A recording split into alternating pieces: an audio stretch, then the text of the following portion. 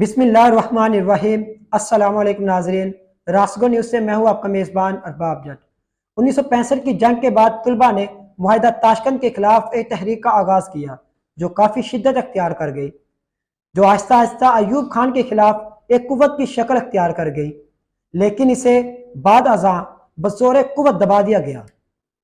وزارت خارجہ کا قلم دان چھننے کے بعد ذوالفقار علی بھٹو نے پیپلز پارٹی کی بنیاد رکھی اور عوام میں موجود ایوب خان مخالف جذبات سے بھرپور فائدہ اٹھایا۔ 1966 میں مشرقی پاکستان کی سیاسی جماعت عوامی لیگ سے تعلق رکھنے والے شیخ مجیب الرحمان نے 6 نکات پر مشتمل مطالبات پیش کر دیے۔ ان نکات کو مغربی پاکستان میں عوامی اور سیاسی دونوں سطحوں پر شدید تنقید کا نشانہ بنایا گیا اور علیحدگی پسندی کا مترادف قرار دیتے ہوئے شیخ مجیب الرحمان کو گرفتار کر لیا گیا، جبکہ مغربی پاکستان میں ایوب خان کے خلاف تحریک زور پکڑتی چلی گئی اور امن و امان کی صورتحال خراب سے خراب تر ہوتی چلی گئی۔ نومبر 1968 میں مخالف جماعتوں کے متحدہ محاذ نے ملک میں بحالی جمہوریت کی تحریک چلائی، جس نے خون ریز ہنگاموں کی شکل اختیار کر لی۔ مارچ 1969 تک حکومت پر ایوب خان کی گرفت بہت کمزور ہو چکی تھی۔ 23 مارچ 1969 کو جنرل یحییٰ خان نے ایوب خان کی حکومت کا تختہ الٹنے کی تیاریوں کو حتمی شکل دی اور کور کمانڈروں کو ضروری ہدایات دی۔ 25 مارچ 1969 کو ایوب خان نے قوم سے خطاب کرتے ہوئے اقتدار سے الگ ہونے کا اعلان کر دیا، جس کے بعد یحییٰ خان نے ملک میں مارشل لا نافذ کرنے کا اعلان کیا اور اگلے سال عام انتخابات کا انعقاد کا اعلان کیا۔ 30 جون 1970 کو سرحد اور بلوچستان کی صوبائی حیثیت کو بحال کر دیا گیا۔ سابق ریاست بہاولپور کو پنجاب میں اور کراچی کو سندھ میں شامل کیا گیا۔ سابقہ سرحدی ریاستوں سوات، دیر اور چترال کو ملا کر مالاکر ایجنسی قائم کی گئی۔ 1962 کا آئین منسوخ کر دیا گیا تھا۔ قومی اور صوبائی دونوں اسمبلیاں توڑ دی گئی تھی اور ہر قسم کی سیاسی سرگرمیوں پر پابندی لگا دی گئی تھی۔ حکومت پر قبضہ کرنے سے پہلے سابق صدر field marshal administrator general Ayub Khan کو آخری بار قوم سے خطاب کرنے کا موقع دیا گیا تھا۔ وہ حکومت کی باغ ڈور اپنے 1962 کے خود ساختہ قانون کے مطابق اسپیکر کی بجائے آرمی چیف کو سونپ رہے تھے۔ اس وقت تک ملک کے حالات کافی بگڑ چکے تھے۔ نومبر 1968 میں ایوب خان کے خلاف شروع ہونے والے پرتشدد مظاہروں کے بعد محض 5 مہینوں میں 10 سالہ آمریت زمین بوس ہو گئی تھی۔ جنرل ایوب خان کے زوال کی بہت سی وجوہات تھیں۔ کرپشن، اقربا پروری اور مہنگائی عام تھی۔ غریب و امیر میں نمایاں فرق کے علاوہ اپنے آقائے مولا امریکہ کے لیے ناقابل اعتماد ہو چکے تھے، اسی لیے ان سے چھٹکارا ضروری ہو گیا تھا۔ عوام الناس کے لیے صرف چہرے کی تبدیلی ہوئی تھی، ایک جنرل کی جگہ دوسرا جنرل آ گیا تھا۔ دوسرے مارشل لا کی سب سے بڑی ایک وجہ یہ بھی تھی 1962 کے عین کے تحت 1970 میں عام انتخابات ہونے تھے۔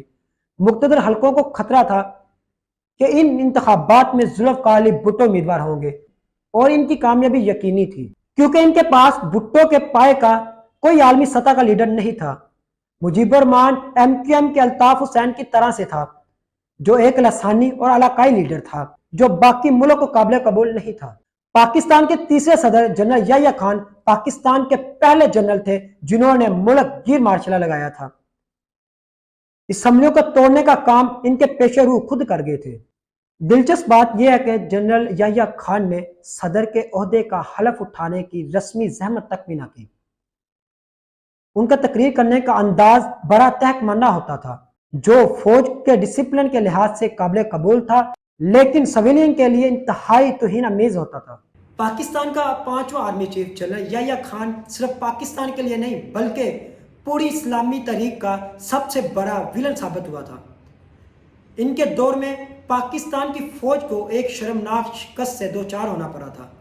مشرقی پاکستان میں فوجی ایکشن اور مغربی پاکستان سے بھارت پر حملہ کرنا ان کے فوجی کیریئر کے تباہ کن فیصلے تھے، جن میں پاکستان کا پہلا وائس آرمی چیف جنرل حمید برابر کا شریک تھا، جنہیں بعد میں 4 اسٹار جنرل بنا دیا گیا۔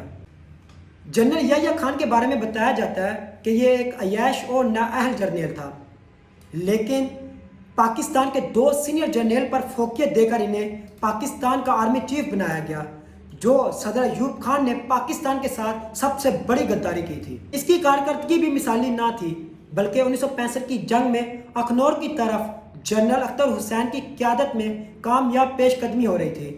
اس کارروائی کے دوران ہی کمان جنرل یحییٰ خان کے سپرد کرنے میں 36 گھنٹے لگ گئے تھے، جس سے میدان جنگ کا نقشہ ہی بدل گیا تھا۔ اس نااہلی کے باوجود انہیں آرمی چیف بنانا بڑی عجیب بات تھی۔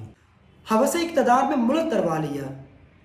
جنرل یحییٰ خان اپنے ابتدائی دور میں بڑے فرما بردار رہے، لیکن جب صدر ایوب خان کا زوال شروع ہوا تو یحییٰ خان کے پر پرزے نکل آئے۔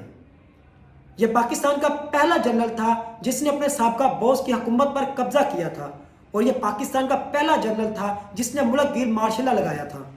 اس نے کچھ نیک کام بھی کیے تھے، جن میں 1 یونٹ توڑنا، صوبے بحال کرنا، آزاد اور منصفانہ انتخابات کروانا شامل ہے، لیکن انتقال اقتدار میں وہ ویسا ہی بد دیانت تھا جیسا ضیاء الحق اپنی 8ویں ترمیم اور جنرل مشرف 17ویں ترمیم سے جانے جاتے ہیں۔ وہ بھی ایک ایسے آئین کی تشکیل پر بضد تھا جس میں طاقت کا منبع آرمی چیف یا صدر کو رہے، لیکن اکثریتی پارٹی لیڈر مجیب الرحمان اس کو یہ حق دینے کی صورت میں نہیں تھا۔ جنرل یحییٰ خان نے ملک تو تروا لیا، لیکن اقتدار سے ہٹنے کو تیار نہیں تھا۔ اگر سقوط ڈھاکہ نہ ہوتا تو وہ کسی صورت بھی سویلین کو حکومت نہ دیتا۔ 7 اکتوبر کو قومی اسمبلی اور 17 دسمبر کو صوبائی اسمبلیوں کے انتخابات ہوئے، جنہیں ملکی اور غیر ملکی مبصرین پاکستان کی تحریک کے پہلے آزادانہ اور منصفانہ انتخابات قرار دیتے ہیں۔ 16 دسمبر 1971 کو مشرقی پاکستان پر بھارتی فوج کا قبضہ اور مشرقی پاکستان کے محاذ پر پاکستانی فوج کی غیر تسلی بخش کارکردگی کی بنا پر ملک میں فوج حکومت کے خلاف مظاہرے شروع ہو گئے۔ 20 دسمبر 1971 کو جنرل یحییٰ خان نے اقتدار پیپلز پارٹی کے چیئرمین ذوالفقار علی بھٹو کے حوالے کر دیا۔ 8 جنوری 1972 کو انہیں عوامی غیظ و غضب سے بچانے کے لیے نظر بند کر دیا گیا تھا۔ جولائی 1977 میں ملک میں مارشل لا کے نفاذ کے بعد انہیں صحت کی خرابی کی بنا پر رہا کر دیا گیا۔ جنرل یحییٰ خان شرابی کے طور پر بھی جانا جاتا تھا۔ طویل گمنامی کے بعد انتقال ہوا اور فوجی اعزاز میں انہیں دفنایا گیا۔ اللہ ہم سب کامیاب ناصر ہو۔ دوبارہ ملاقات ہوگی نئی ویڈیو نئے موضوع کے ساتھ، تب تک کے لیے اجازت دیجیے۔ اللہ حافظ۔ پاکستان زندہ باد۔